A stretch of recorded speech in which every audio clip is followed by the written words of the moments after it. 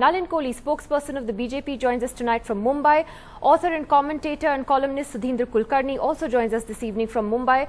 The Congress's spokesperson C.R. Kesavan is with us and senior journalist Aarti Jairath here in the studio with us. Let me ask Aarti first.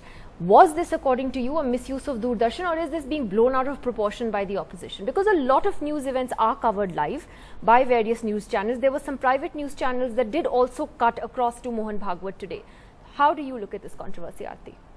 You know, Nidhi, that it's a news event, I think is without doubt. And certainly, I mean, for years now, newspapers, television channels have been covering the RSS chief's Dussehra address as a news event.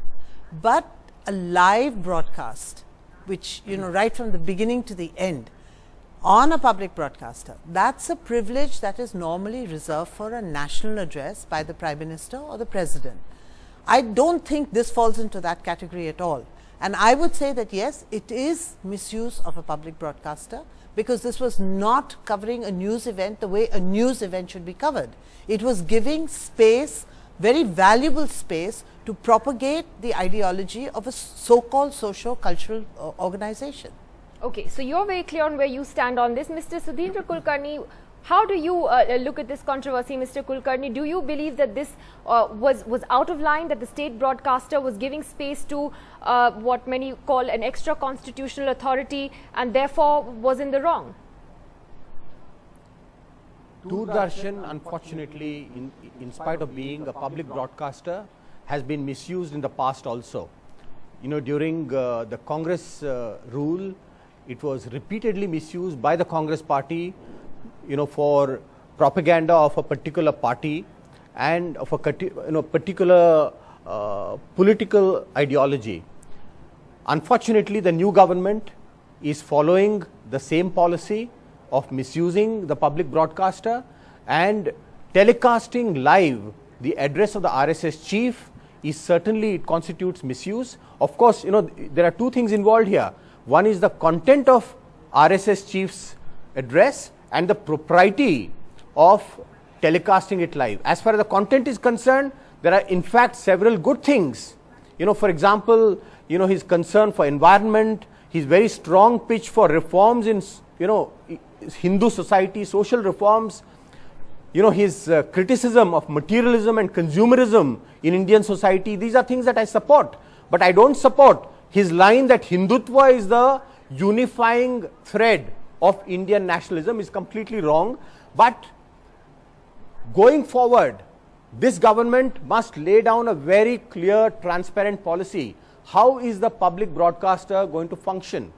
Is it going to be a propagandist for a certain socio-cultural organization?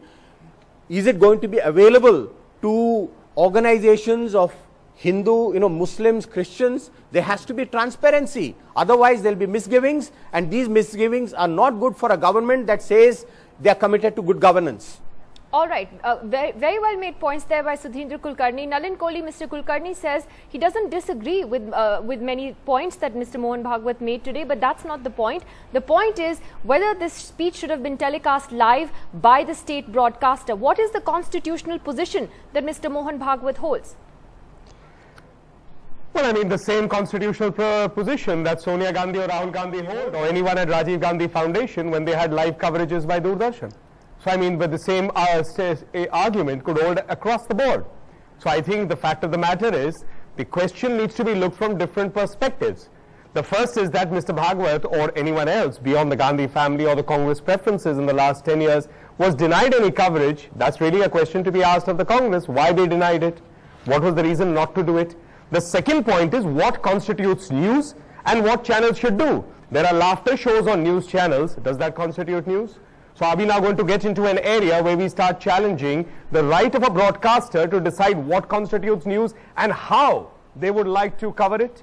So by the same yardstick, tomorrow if you decide to cover an event that I could argue is not news, am I not transgressing into that area?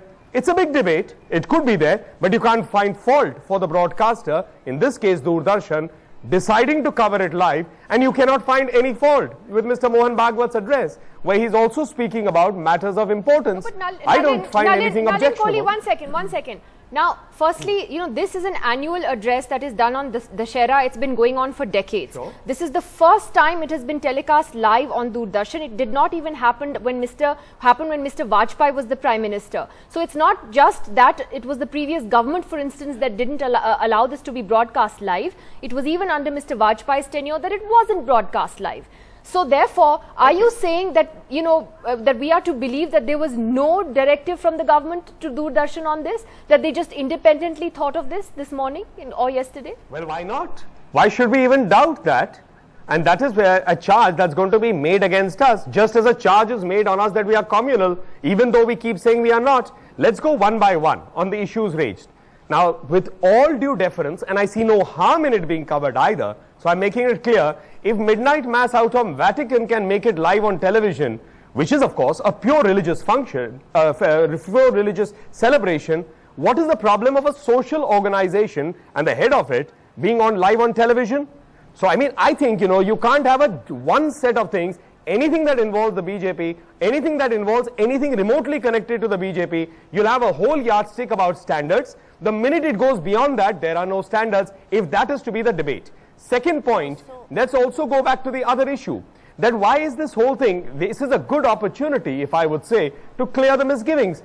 I don't see any Congress Karyakartas, when there were floods, you'll always see when there are accidents and bodies have to be extricated, when there are you know, massive natural calamities. If the RSS is willing to do all that, does it, has been doing so for decades, why do we have to go into this and say, no, no, no, they should not be covered, because they don't happen to be from a particular family that deserves all the coverage from the time India became independent till the time it is seen in their way. I'm going to take up a couple of important points you raised and take that to Mr. Kesavan. That Nalin Kohli has a point. You've had the midnight mass, for instance, that has been covered live by Doordarshan in the past. He makes the point about Sonia Gandhi, who did not, you know, who did not hold any official position in the government. And so therefore, is there a double speak here by the Congress? And the fact is, as Mr. Kulkarni pointed out, as much as the NDA today or in the past, the Congress government has also used the state broadcaster for its own interests. At the end of the day, Doordarshan is sort of, you know, the caged parrot, you know, in Doordarshan mode. Nidhi, the BJP spokesperson, is being so defensive, and I think he's being rightfully so defensive because they don't have a case to argue. I just want to raise one point here. People are forgetting the fact that the model code of conduct is in process from September, 12th.